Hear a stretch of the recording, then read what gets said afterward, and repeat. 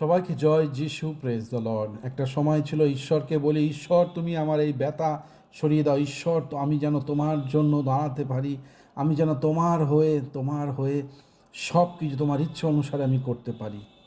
কিন্তু প্রার্থনার মধ্যে কোনো কিছুই বুঝতে পারতাম না, প্রার্থনার মধ্যে কোনো কিছুই অনুভব হতো না, প্রার্থনার মধ্যে কোনো কিছু চোখের সামনে দেখতাম না। কিন্তু আস্তে আস্তে যখন বাক্য বাইবেল যখন পড়া শুরু করলাম, তারপর বুঝতে পারলাম যে ঈশ্বর আমার পরিস্থিতি বদলাচ্ছে না, ঈশ্বর আমার ভেতরটাকে বদলিয়ে দিচ্ছে।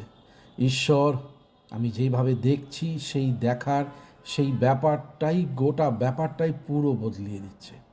সেই হচ্ছে ব্যাপার। ঈশ্বর তুমি আমাকে শক্তি দাও। তখনই দেখছি ঈশ্বর আমাকে শক্তি শারীরিকভাবে বা আত্মিকভাবে শক্তি না, ঈশ্বর আমাকে শক্তি দিচ্ছে আমার জীবনের